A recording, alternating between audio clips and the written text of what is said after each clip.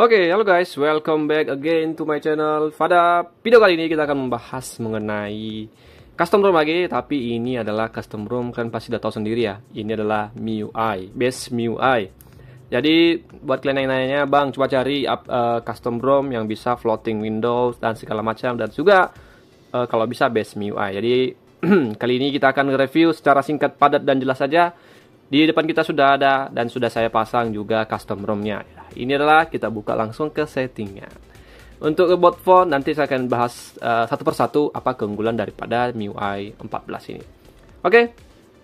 Ini adalah MIUI 14 versinya si by Nagisa. Kita coba agak berdekat sedikit. MIUI versi 14 by Nagisa, dan ini sudah stable ya. Artinya sudah stabil lah ibaratnya gitu. Dan sudah bagus banget. Nah, ini spesifikasi detail infonya seperti ini. Device yang saya gunakan adalah Poco F1 dan RAM-nya itu bisa di extendable sampai ke 3 GB RAM. Berarti penambahannya 3 GB tambah 6 berarti sekitar 9 GB semua kita bisa pakai main game. Tapi nggak tahu ini apakah ini cuman tampilan doang, apakah berefek di dalam permainannya. Kalian yang tahu ya. Dan untuk Android-nya itu dia pakai Android 13. Di sini sudah pakai Android 13 dan itu sudah Android yang terbaru ya.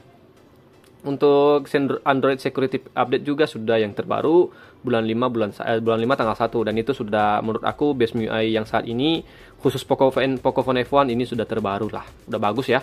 Dan ini untuk MIUI version dan modelnya Haya, dan kernelnya itu lumayan ya. Daripada kalian cari-cari, bang, tolonglah jangan pakai kernel yang bawaan MIUI. Jadi di custom kernel ini kalian bisa cobain Genos R21 ya. Jadi ini sudah include ya. Jadi kalian nggak perlu pasang-pasang NGK atau bagaimana. Jadi ini kernel versinya itu Genos R21. Jadi di MIUI lain pun kalian boleh ambil referensi ini kalau kalian pasang di base-nya MIUI kernel Genos R21. Mungkin itu untuk bagian sistem. Nah, tapi untuk yang lumayan aku agak kecewa sih, seperti ini kan bahasa Inggris nih guys ya. Jadi aku tadi coba untuk seperti misalnya nih, kita mau ganti bahasa, mana dia bahasa additional setting, kita ganti bahasanya itu ke bahasanya, aku udah ganti sih, language bahasa Indonesia. Tapi ya guys ya, apakah ini ngebug developernya pun kurang tahu gitu. Di sini sudah bahasa Indonesia, tetapi ininya semua masih berbahasa Indonesia, berbahasa Inggris, sorry. Jadi dia masih bahasa Inggris, tapi dan juga regionnya juga nggak ada masalah ya. Region itu nggak berpengaruh ke ini guys, ke bahasa, tapi kan language itu tadi berefek ke situ aja tadi ya. Jadi dia itu tidak berefek ke bahasa yang sudah ada gitu, tetap dia memakai bahasa Inggris. Ya, itulah, tapi itu cuman berlaku di bagian settingan aja, di tempat yang lain aman-aman aja ya. Terus ya, di sini ada yang namanya always on display ya guys ya. Aku kurang tahu ini fungsinya apa. Tetapi ketika saya on kan itu tidak ada pengaruh apa-apa guys ya. Dia nggak ada pun berpengaruh.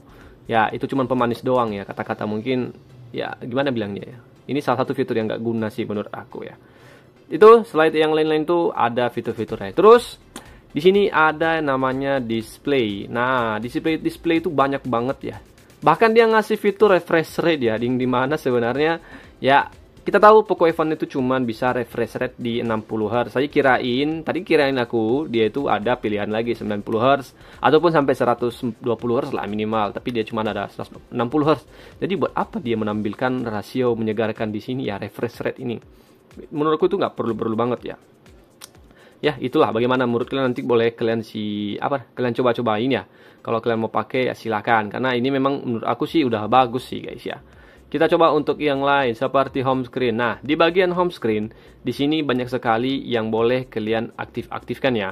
Untuk seperti kalian kustomisasi navigasi layar, cara buka, animasi susunan layar pun boleh kalian atur semua di sini. Jadi di sini lengkap banget, sama seperti biasanya custom ROM yang AOSP biasa ya. Dia juga pasti ada yang seperti ini, tapi dia dimasukkan di home screen. Ibaratnya itu dia itu menyusun rapi semua di dalam ini ya. Ya, bolehlah kalian coba-cobain nanti ke kalian custom di bagian peluncur bawaan. Pokoknya kecepatan animasi pun kalian bisa atur semua di sini guys ya. Jadi menurut aku ini sudah bagus banget. Baru untuk dia additional setting, kalian boleh coba namanya ada yang namanya memory extension ya. Memory extension ini boleh kalian tambah RAM memori handphone kalian tuh sampai berapa giga.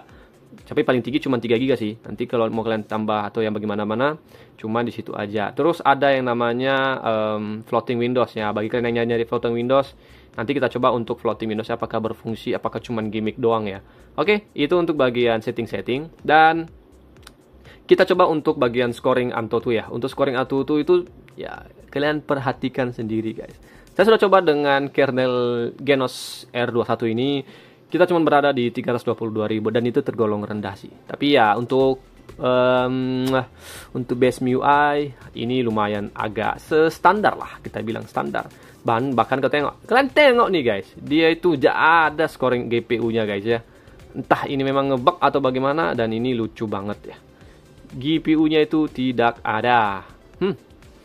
Dia itu apa nih? Maronon OpenGL S 3.0 tidak didukung. Mungkin menurut aku sih ini benchmarknya tidak support ya. Mungkin baiknya kita pakai yang versi 9 sih kalau untuk base MIUI ini ya. Tapi untuk apa? Scoringnya total tuh 322.000. Mungkin di bagian kernel ataupun di aplikasinya ada permasalahan guys. Untuk seperti aplikasi harusnya tidak ada problem. Ya, tidak ada masalah dan apa-apa pun tidak ada masalah. Netflix juga aman, it's okay, no problem ya. Aplikasinya cuma bagian jaringan aja. Play Store aman dibuka tanpa ada close program yang begitu ribet. Dan untuk sensor-sensor harusnya pun seperti gyro pun pastinya aman-aman aja guys ya. Untuk giroskop, nanti yang nanya bang kalau giroskop nggak bisa, ini giroskopnya aman ya. Kalau nggak bisa berarti sistem kalian atau hardware kalian bermasalah gitu kan ya. Terus untuk TikTok ya, harusnya ini sih mudah banget ya. Nggak ada masalah harusnya sih. Oke, aman ya. Letter mana? Tergantung jaringan kita di ini. Ya, selebihnya ya kan bisa guys ya. Oke, aman-aman aja. Dan terus untuk kamera, kita coba cari kamera. Mana kameranya nih guys? Kita coba cari. Jam. Karena kamera nggak ada guys. Kita coba lihat di bagian ini. Kita coba close. Oke, kita coba kamera seperti ini. Tedeng. Nah, nggak ada guys. Kameranya mana nih? Nggak ada cok. Nggak bisa guys ya. Kameranya tidak ada, tidak berfungsi. Kenapa? Bagaimana bisa sih? Bisa.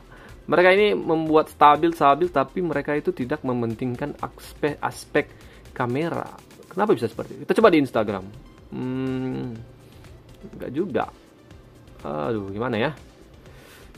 Kita coba bagian pindai. Biasanya sih bagian pemindai ada kameranya. Aplikasi sistem yang terinstall. Jadi ini belum sempurna semua ya. Jadi bagian kalian yang mau pakai custom ROM ini silahkan ya. Menurut aku ini base MIUI di mana di bagian sisi bagus, tapi bagian sisi juga kurang ya. Ya, bagaimana menurut kalian dengan MIUI by ini guys ya? Custom ROM by ini. Kita lihat tuh, siapa namanya? By Nagisa. Bagaimana menurut kalian? Apakah worth it atau tidak dipakai? Kalian komen di bawah guys. See you in the next video.